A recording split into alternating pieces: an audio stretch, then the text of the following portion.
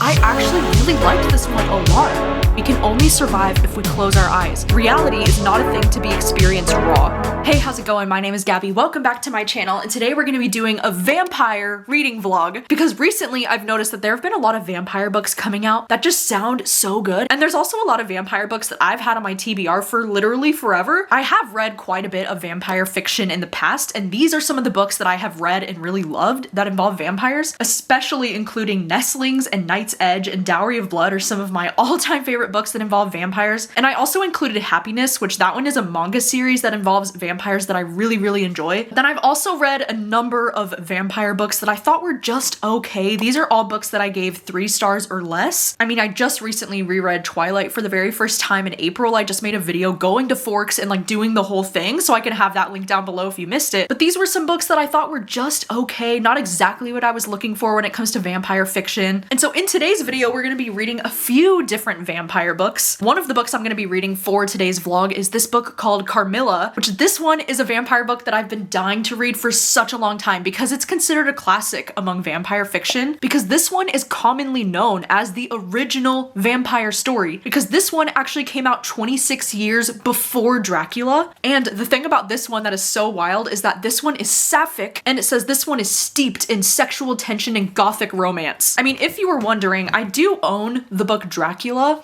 and I did try to start reading this book a few years ago, but I ended up DNFing it after like 30 pages. I just really struggle with the language used in classic books, and sometimes it just makes me feel so bored as I'm reading it. But I still do own this book because my hope is that one day I'll come back to this book, but I don't think that day is today. So instead, I thought for this vlog I would read Carmilla, and this is one that I am so excited to finally check out this book because I've heard amazing things about this one.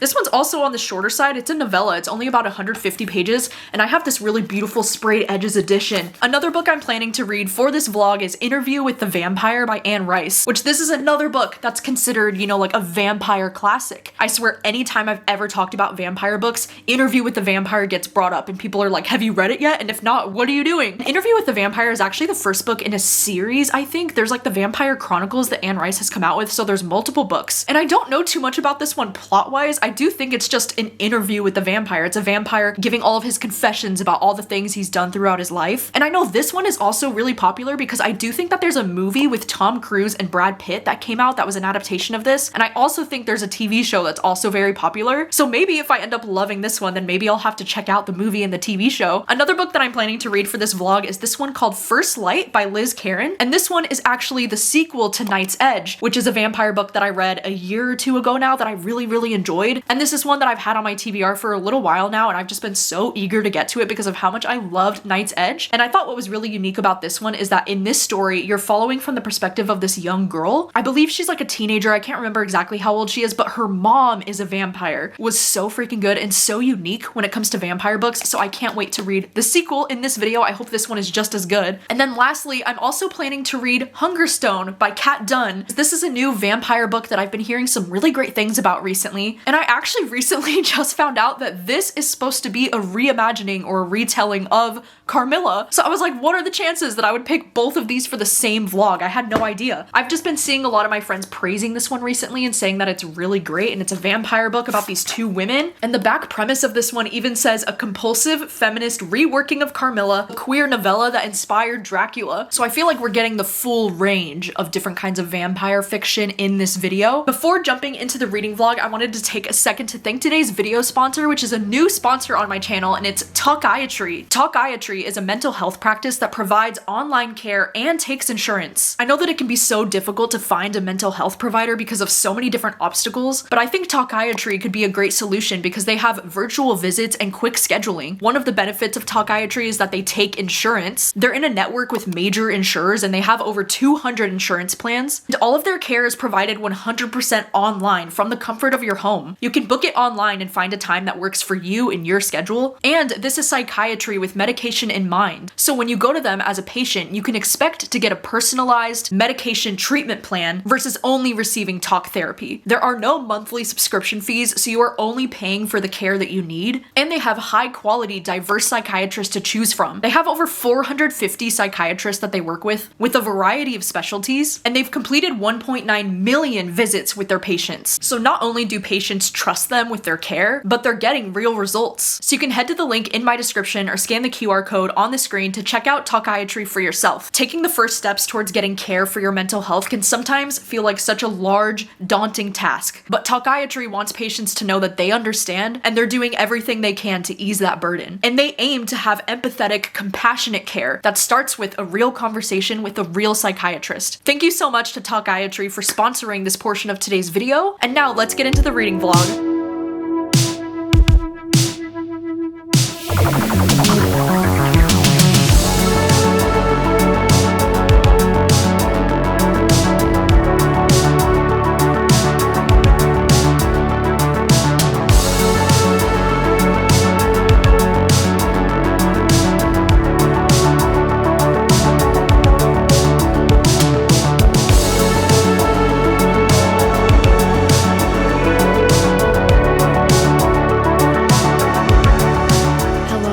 And good morning. Yesterday I got the chance to start on Interview with the Vampire. I was listening to this one on audio yesterday and I got 110 pages in. And this story is a lot more straightforward than I was expecting it to be, because this story is literally just an interview with the vampire, or more like the confessions of a vampire, I guess, because right at the start of this book there's this like young boy who wants to interview this vampire and like talk to him about his life. And so the vampire we are following, who the story is about, he just starts at the beginning and he says like, I'm gonna tell you the story of my life and like everything that's happened to me. And he starts the story with saying that he was a 25-year-old when he became a vampire and the year was 1791. And you know what's cool too is that this book was first published in the 70s. I think it said this one first came out in 1976. The writing in this book is so good that I can't tell that it came out a long time ago. You know how some books just have this timeless feel to them? I feel like this is one of those books that like this book could have came out like 5 years ago or in the 1970s, and I don't think I'd be able to tell. I mean, one thing that does suck a little bit so far with this story is that there are no chapter breaks,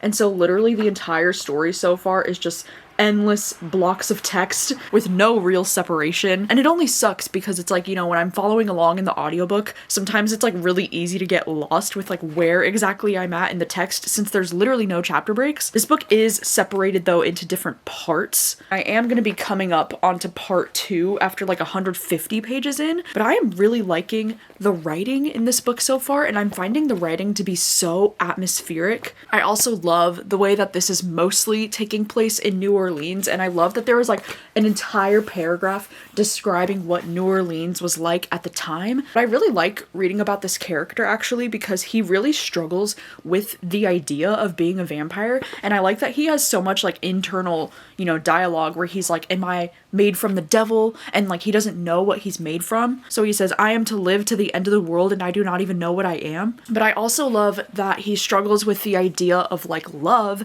and romance and thinking like, if he is such a monster that's like created by the devil, then how would he be able to feel anything at all? Like I love when he says, the question pounded in me, am I damned? And if so, why do I feel such pity for her? Why do I wish to touch her tiny soft arms, hold her now on my knees as I'm doing, feel her bend my head to my chest as I gently touch the satin hair? Why do I do this? If I'm damned, I must want to kill her. I must want to make her nothing but food for a cursed existence. So I love that he's like trying to understand his true nature by being like, how can I feel attraction towards this woman and like wanting to keep her safe when I am a monster myself? It is interesting too because you're learning about this guy. His name was Lestat, and he kind of like took him under his wing, and like this guy's kind of like the reason why he's a vampire himself. And so this guy's kind of like teaching him a lot about the world and a lot about like how to be a vampire just in general.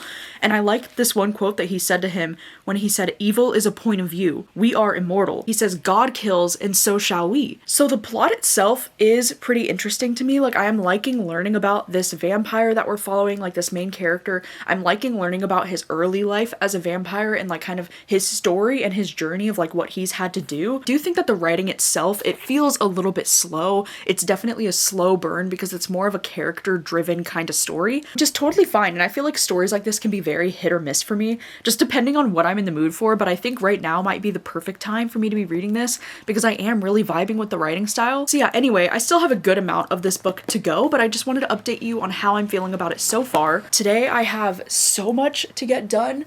I do have Patreon reading sprints this afternoon at 2 o'clock, so I'm hoping that I can finish up this book on sprints. I'm also going to be doing a load of laundry today, washing my bed sheets. I need to curl my hair. There's a chance that I could try to film a video today. I need to make some thumbnails, and then I also would like to make some graphics on Canva today. I don't know, there's just a whole list of things I need to get done today, so hopefully I can do that while finishing up this book.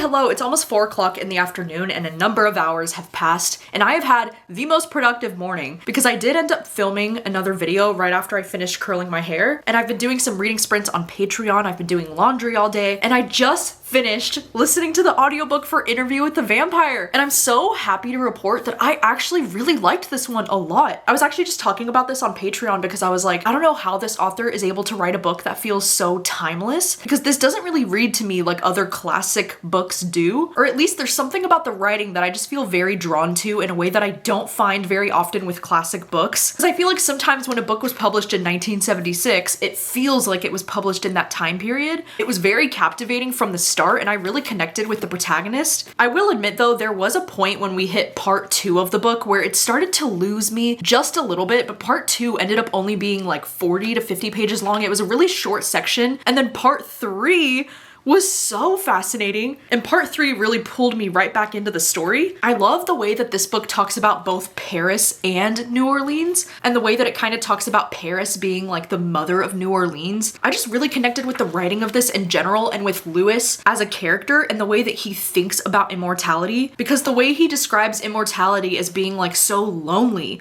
and the way that he views himself as a monster, and he's constantly, you know, grappling with his identity in this book, with thinking things like, how could I have these feelings if I'm a monster, or wondering if he's created by the devil or by God. And I do think there are some like religious themes kind of throughout this book, which I usually do not like religious themes, especially when it comes to vampire fiction. I much prefer my vampire stuff to not have religion involved in it at all. But some of the religious themes in this book I actually thought were really interesting and were done very well. I also think, oh my god, okay, this is a minor spoiler, like very minor spoiler. I was actually talking about this on Patreon right now because I was like, do you guys think that this is a spoiler? And people were like, no, not really, but maybe like a minor spoiler. So I will put a minor spoiler warning on the screen while I'm talking about this, but I have to mention it because if I had known that this book was gonna have this in it, it would have made me want to pick it up even faster. But like, I did not realize that this book was gonna be a little bit gay. Like, this book was a little bit fruity, and it kind of like came out of nowhere for me, where I was like, oh wait, what? Like, I became 10 times more intrigued with what I was reading because I was like, oh, it's a little fruity. And so that aspect of the book really surprised me, but I was really here for it. And I was like, if I had known that this book was gonna involve some gay stuff, I think I would have picked this up like way sooner. This is actually one of those books that as soon as I finished reading it, I started Googling like what people think of this book and like what they think the themes are, and like looking at different like message boards of people talking about this book. Like, it's definitely the kind of story that I feel like a lot of people could gain a lot of different things from reading this. You know, I don't know why I was just assuming that this was gonna be a pretty, you know, straightforward vampire story. I didn't think there was gonna be such deep reflection, like asking all of these like existential questions that I thought were just really interesting and really compelling. I can absolutely see why somebody would say, like, if you like reading about vampires or watching vampires, then you need to read this one, because this does feel like such a staple kind of like vampire story. And I am so curious because I'm not really a big series reader, you know, like that's not really something I'm interested in doing, reading book series. I'm usually like a one and done kind of person, but knowing that this is the first book in a series of vampire books, it definitely has me curious to potentially read the next book in the series in the future. I mean, you'll have to let me know. Is this one the only good book in the series, or do they continue to get better? I don't even know actually how many books are in the series. I'll have to look it up. Wow, I'm so impressed that I ended up loving this one, and I'm so relieved actually, because I was a little bit intimidated by this one going in and I wasn't sure if it was gonna be my thing, but I'm so glad. I'm probably gonna give this one 4 stars. I had a really great time reading this today. But anyway, I think for the rest of the night, I might actually start on Carmilla, I don't think I have access to the audiobook for this one, so I might just try reading this one with my eyeballs tonight. I'm still doing some reading sprints on Patreon. I'm probably gonna do one more sprint and then I'm gonna have to figure out what I'm gonna do for dinner. And then speaking of vampires, you know, my mom and I recently just finished our rewatch of the Vampire Diaries. I mean, it was a rewatch for me and it was my mom's first time ever watching the show. And just a few nights ago, we finished season 8 of the Vampire Diaries and we literally watched 8 seasons of this show in like 2.5 months. Like, it was a really quick rewatch and it was so much fun to rewatch that show with her. And you know that this show and this universe has just become my entire personality over these last several months. It's actually my sister's fault for getting me into the Vampire Diaries because we watched it together last September for the first time and I've been absolutely hooked ever since. And so then 2 nights ago, me and my mom started the rewatch of the originals. It's my mom's first time ever watching it and it's my 3rd time rewatching the originals just this year because I'm insane. I watched it for the first time with my sister in January and February this year and it's become my entire personality. Like, I love this show so much. So much so that I immediately rewatched the show with my friend Brittany in like February and March. And now we're in May and I'm watching it for the 3rd time this year. Like, I am not okay. I just love Klaus Mikaelson so much. Like, he's probably my favorite vampire in the history of vampires. And I highly recommend, if you ever watched the Vampire Diaries and you never continued on to watch the originals, please watch the originals because it's so much better than the Vampire Diaries. And like, these characters just mean everything to me. Like, oh my god, Klaus has one of the best character arcs that I've ever seen done on a show in my life. And like, season 3 of the originals, oh, I can't wait for my mom to see it because season 3 is my absolute favorite. And right now I would consider the originals to be like my favorite vampire show that I've ever seen in my life. So like, how perfectly timed that I'm rewatching my favorite vampire show ever while I'm working on this vlog. I just think that's perfect. And if you have seen the Vampire Diaries or the originals, I would love to know who your favorite characters are. Like, let me know in the comments because my top 3 favorite characters in the entire Vampire Diaries universe is Klaus, Elijah, and Haley. But I'm also a big fan of Damon and Stefan, and I do love Caroline and Bonnie. Like, oh my god, I love almost all of them except for Elena, sorry. Anyways, I'm going to start on this one next and I will update you with thoughts.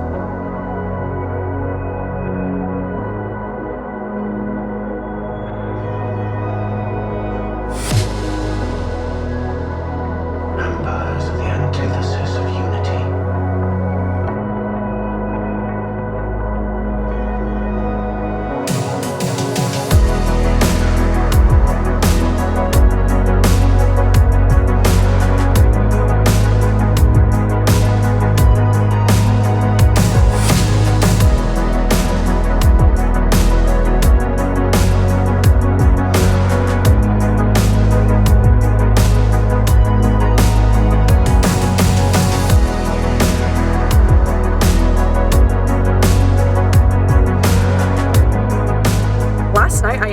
Dinner with my dad because right after I finished the sprints on Patreon, he was like, hey, do you want to go out and get some dinner? And I was like, hell yeah. And so we went to one of my favorite Asian spots in town and it was so good. And then last night, me and my mom watched more of the originals season 1. We only have 3 episodes left of season 1. So my sister's gonna come over tonight to rewatch the season 1 finale with us because the season 1 finale is so good. And so that's been fun. And this morning I just decided to come down to one of the local coffee shops because I wanted to read Carmilla in the coffee shop, especially because since I didn't have the audiobook for this one, I wanted to really like be able to focus, but the coffee shop was playing like some really loud music, so I ended up putting in my AirPods anyway and listening to like some ambiance, like some rainy ambiance, because I wanted to try to match the vibes of this. And I was able to finish reading Carmilla. I'm not gonna lie, it took me a little bit longer to get through this than I thought it would because this book is only like 150 pages. I was really struggling with this one. Like, I was having trouble focusing on it, and I think it's mostly because of the language that was used in this book because, you know, this book was first published in 1871. And so this definitely reads like a classic, you know, where like a lot of the language is like very outdated and like the way the people talk in this book are not really how people talk anymore. And so my brain was just really struggling with a lot of the language used in this one. Also, you know, something that's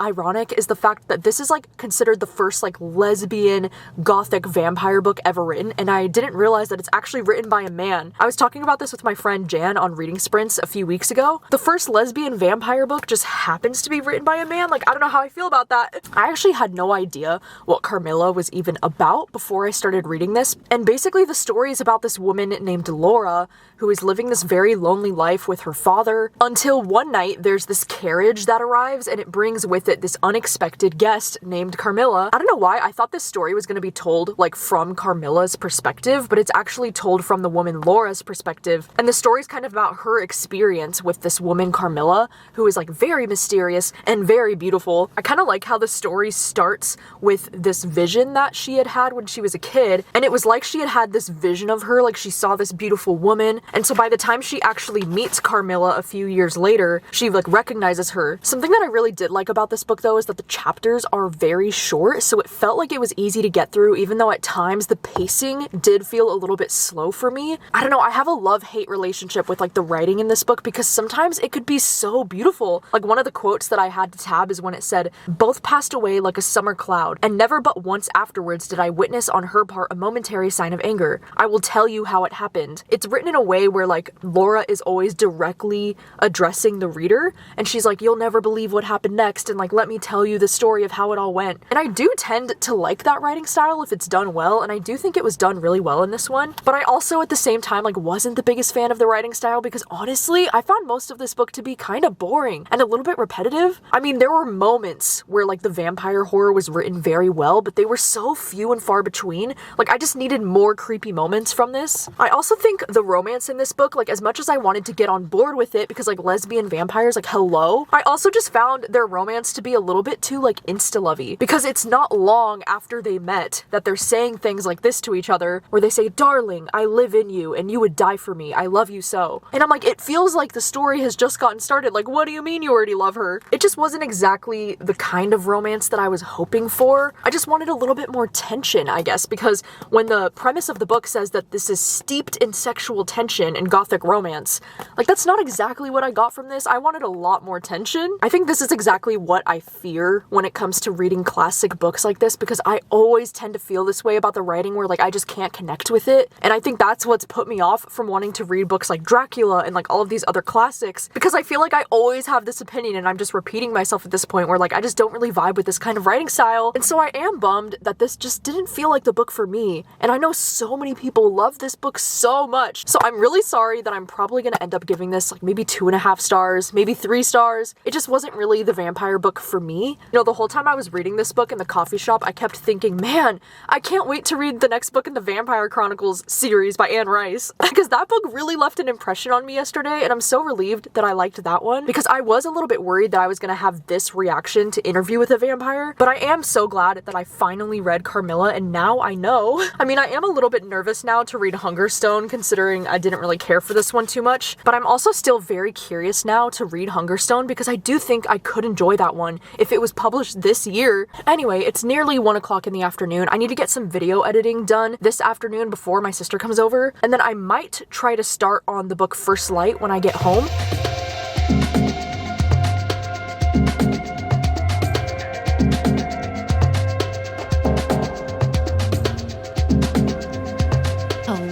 It is many hours later. It's about 9 o'clock at night. I turned on my sun lamp in my room, which is why it looks very bright in here. But I did want to update you because earlier this afternoon, I had a chance to start reading First Light by Liz Caron, and I got about 114 pages into this one. And I'm so upset about this, but I really don't like this book. I think I'm actually going to DNF it. And I'm so annoyed with this because, you know, I gave the first book, Night's Edge, 5 stars. And I've considered Night's Edge to be like one of my favorite vampire books that I've read, and so I'm very upset that I am just not really liking this sequel, so much to the point where like I don't really want to finish this book. Like I don't care to see where it ends. I was really excited to read this book because of the ending of Night's Edge. I mean, that book just really ends with a bang, and it made me very curious to want to check out the next book in the series. And this book still does follow the same character, Mia. She's about 20 years old, I think. And this story actually takes place 9 months after the events of the first book. But something that I'm not loving about this story is that we are jumping back and forth both between two different timelines still, and I find myself not caring about either timeline. And even though I guess you could consider this book to be like action-packed, because like things are definitely happening on the page, but it's just nothing that I can bring myself to care about. I don't know why, for me, this book just really feels like it's missing the magic that made the first book really great, you know, because I think something that I really loved about the first book in the series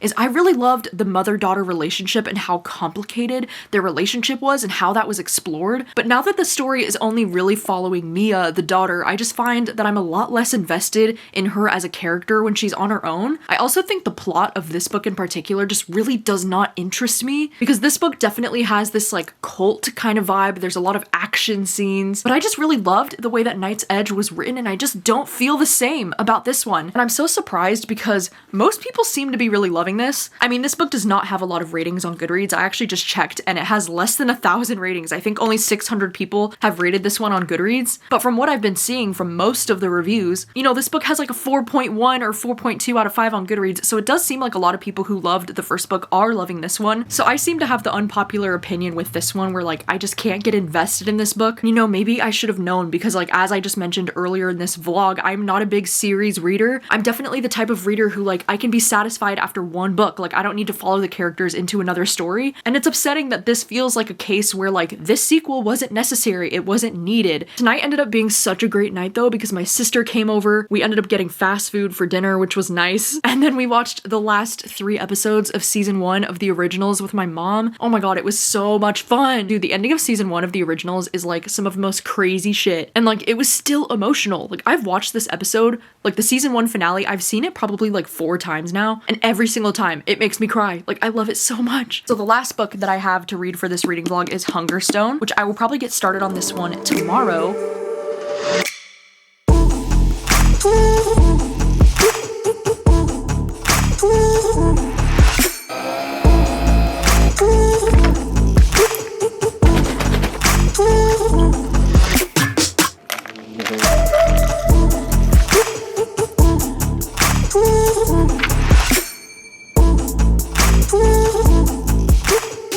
Okay, hello, it is now the next afternoon, but I wanted to update you because this morning I got a chance to start reading Hungerstone by Kat Dunn. I got up to chapter 10, which puts me at about 120 pages into this one, and wow, when I started this book this morning, I didn't realize just how much of a retelling this book would be of Carmilla, because it's basically like the exact same story of Carmilla, but it's like written in a way that feels a little bit different, you know, because the story is taking place in the same time period as Carmilla did, but I think because this book was written very recently, I feel like you can just tell that the book was written more recently, and because of that, the story is actually working a lot more for me in this one, because, you know, like Carmilla, we are following this woman named Lenore, and she's been married to this man named Henry for like the last 10 years. Now their relationship is just not really what it used to be. The story kind of starts the exact same way, where our main character kind of has this like vision about this woman, and then shortly after that, she ends up meeting this very strange and mysterious woman named Carmilla. I don't know why when starting this book today, I didn't realize that it was actually going to be the same characters basically, and that Carmilla was going to be a character in this book. I thought it was just going to be like inspired by Carmilla and like similar, but not actually like a retelling of the story. And so when I realized that, part of me was like, oh no, you know, because like I just read Carmilla yesterday. So I was like, oh my god, like I'm going to be comparing them constantly in my head, and in a way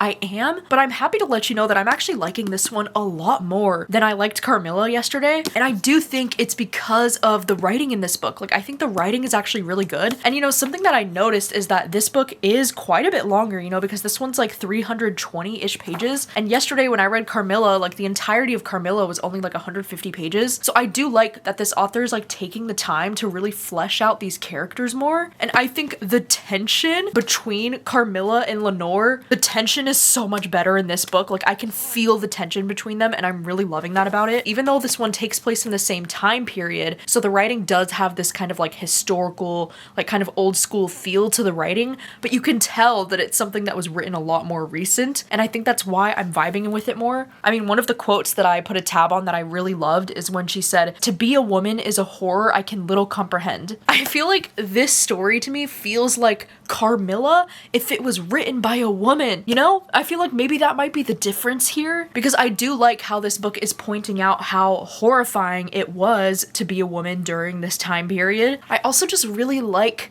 the way that Carmilla and Lenore speak to each other. Like, I love when she says, "You were very pretty when you were honest." And the way that Carmilla is kind of like forcing her to question her marriage, you know, to this guy Henry, and thinking like, is that what she really wants? You know, like, is that what's making her happy? And I feel like the way that Carmilla is written in this book is exactly what I was looking for from the original book Carmilla, because I think in this book she's described as being a lot more like mysterious and exciting, and you kind of want to learn more about her character through the perspective of Lenore, because it says Carmilla, who is weak and pale during the day but vibrant at night. And it says, before long, girls from the local villages fall sick, consumed by a terrible hunger. And so like the vampire stuff is definitely happening in this book, but it is a little bit more of a slow burn. So I don't really have too many plans for the rest of the day. I'm just going to be laying in bed and trying to finish up this book today. And then later tonight, I'm going to be meeting my sister for dinner. We want to go like out for dinner tonight, so we're probably going to go to one of our favorite restaurants and just hang out. And hopefully I will finish up this book and I'll let you know my final thoughts. And I think this one could be a lot more enjoyable for me than Carmilla was. So that's exciting.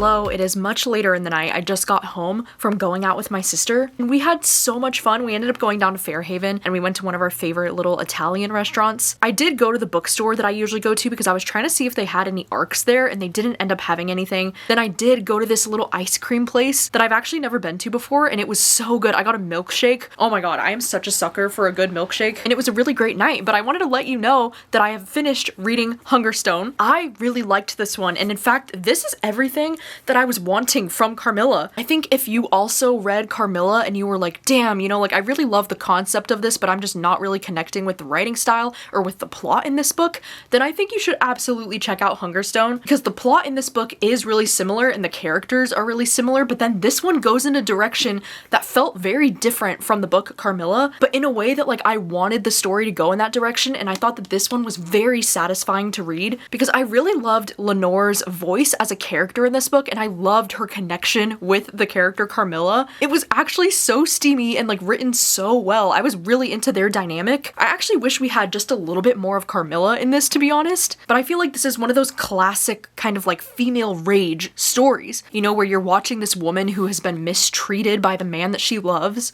and you just slowly get to watch as she unravels. And I love that Carmilla's character is kind of like a mirror to her, and this book had so many beautiful quotes that made me stop and think. I was actually annotating quite a bit while reading this. One of the quotes that I loved is when she said, "We can only survive if we close our eyes. Reality is not a thing to be experienced raw." Oh my god, I love that. I also loved this quote when she said, "Who would I be if I was someone who wanted things?" I'm also just such a sucker for like a well-written sapphic romance where there's lots of tension and lots of messiness, but I loved how it said, "Jealousy is not an emotion I have easily tolerated in myself before, but it spills out now, raw and vicious, a blade turned against my own heart." I just love it. I loved the writing in this so much. I just really love stories like this where I can support a women's rights and women's wrongs. And I love these kinds of stories where you read about women who kind of like went against the norms of what society expects of them. You know, because people expect Lenore to be a good wife and like a proper woman and like to do all of the things. And I really do like how this one almost feels like a coming of age for Lenore's character. I'm just so glad that I ended up enjoying this one. I think I'm probably going to give this book 4 out of 5 stars. I don't think it was the perfect 5-star read for me, and I think the only reason why I say that is because